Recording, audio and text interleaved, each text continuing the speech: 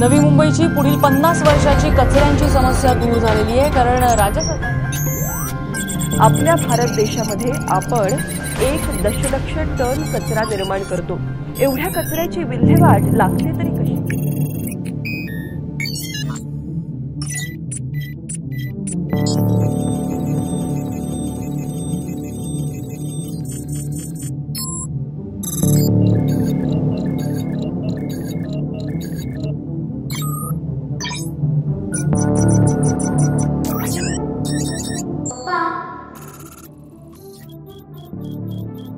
तुम्हाला लॅब मध्ये येताना पाहिलं म्हणून मी आलो।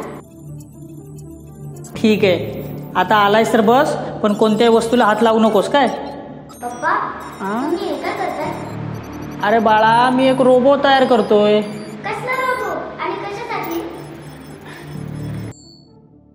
हे बघ, आपल्या देशामध्ये स्वच्छता हा विषय दिवसेंदिवस फार गंभीर होत चालला आहे। आपले शहर स्वच्छ ठेवणं, त्याची निगा राखणं फार अवघड झालंय। त्यासाठी मी असा रोबो तयार करतोय की जो नदी, नाले व आपल्या घराचा परिसर स्वच्छ ठेवण्यास आपल्याला मदत करेल। काय रे, काय झालं हसायला?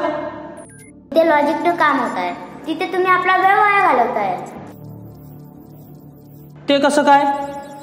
बघा, भारताच्या प्रत्येक नागरिकाला जर शाळेच्या लहानपणापासून किंवा घरी आई वडिलांपासून स्वच्छतेचे महत्त्व समजावून सांगितले तर आपल्याला या रोबोची गरजच पडणार नाही।